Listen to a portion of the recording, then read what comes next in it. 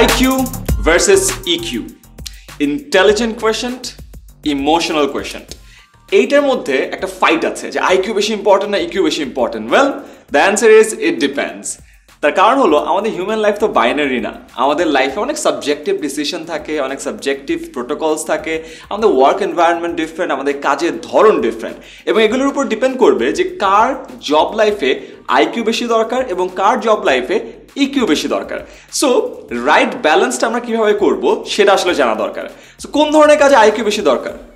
যদি আপনার কাজটা খুবই স্পেসিফিক হয়, একটা স্পেসিফিক স্কিল সেট প্রতিদিন লাগছে, বা কোনো একটা টেকনিক্যাল কাজে আপনি অনেক বেশি পারদর্শী, টেকনিক্যাল কাজটা যত করবেন তত স্কিলটা গ্রো করবে, এই টাইপের কাজে IQ বেশি দরকার।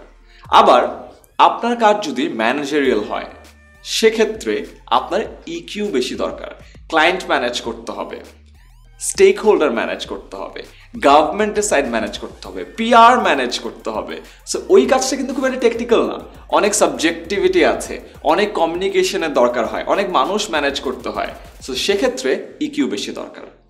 পয়েন্ট নাম্বার 2, আপনার কত বেশি মানুষের সাথে দৈনন্দিন জীবনে ইন্টারাক্ট করতে হয়। ঠিক প্রথম পয়েন্টের মতো মনে আছে যে আপনার অনেক স্টেক হোল্ডার আছে, গভর্নমেন্ট, ইন্টারনাল টিম, ক্রস প্ল্যাটফর্মের টিম, অন্য ডিপার্টমেন্টের মানুষ, বাইরের অর্গানাইজেশনের মানুষ, অনেক মানুষের সাথে ডিল করতে হচ্ছে। তার মানে অফকোর্স আপনার EQটা অনেক বেশি দরকার, বিকজ সবার সাথে ইন্টারাকশন কিন্তু একইভাবে হয় না। বাটন একইভাবে প্রেস করা লাগে প্রতিদিন, বাট একই কথা 5 জন ডিফারেন্ট মানুষকে 5 ভাবে বলতে হয়, 5 ধরনের জায়গায় বলতে হয়, 5 ধরনের মোমেন্ট ক্রিয়েট করে বলতে হয়। অ্যান্ড অফকোর্স তারা কথা শোনার অবস্থায় আছে কিনা সেটা বুঝে তখনই বলতে হয়। বাটন তো জাস্ট ক্লিক করলে হয়ে যায়। So it's a technical job. But human interaction যদি আপনার অনেক বেশি হয়, সেক্ষেত্রে EQ বেশি দরকার। ঠিক তেমনিভাবে আপনার যদি হিউম্যান ইন্টারাকশন কম হয়, আপনি বসে একটা টেকনিক্যাল কাজ করছেন, ওয়েব ডেভেলপমেন্টের কাজ, আপনি সারা রাত না ঘুমিয়ে কাজ করে যাচ্ছেন, সেক্ষেত্রে আপনার IQ বেশি দরকার। সারা রাত না ঘুমিয়ে একা ডিজাইন করে যাচ্ছেন, IQ বেশি দরকার। সারা রাত না ঘুমিয়ে আপনার নতুন যে ওয়েবসাইটের UI আছে সেটা ডেভেলপ করছেন, IQ বেশি দরকার। তার মানে যেসব কাজ নিজে করছেন, one man show, human interaction নাই, IQ। বা যেসব কাজে হিউম্যান ইন্টারাকশন বেশি, সেক্ষেত্রে দরকার হলো EQ। And finally the third point, what's your future plan? আপনি ভবিষ্যতে কি হতে চান? আপনি কি ম্যানেজার হতে চান? আস্তে আস্তে ম্যানেজারিয়াল ল্যাডার পার করে কি আপনি একজন লিডার হতে চান, CEO হতে চান, চেয়ারম্যান হতে চান, নাকি আপনি কোনো একটা স্পেসিফিক ফিল্ডে স্পেশালিস্ট হতে চান?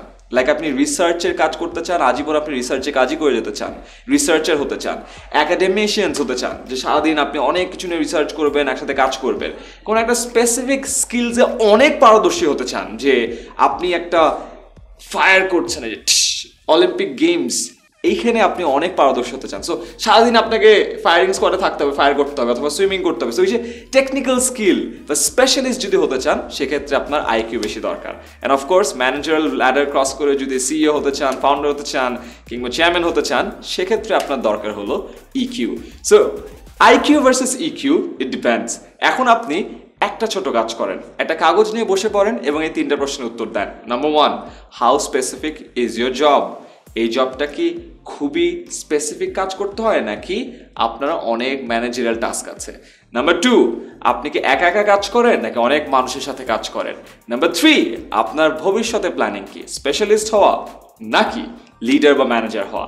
সো এই 3টা প্রশ্নের উত্তর নিজেই লিখে ফেলেন এবং এরপরে দেখেন যে আপনার IQ বেশি দরকার নাকি EQ বেশি দরকার। অ্যান্ড বেসড অন দ্যাট আপনার IQ বা EQ যেটাই লাগুক না কেন, সেটা ব্রাশ আপ করার জন্য কোর্স করেন। অফকোর্স যেমন আপনি এই ভিডিওটা দেখছেন, তার মানে আপনি অনেক ইন্টারেস্টেড। সো তারপরে কোর্স, রিসার্চ আর যাবতীয় যা লাগে নিজেকে ব্রাশ আপ করার জন্য, সেটা শুরু করে দিন।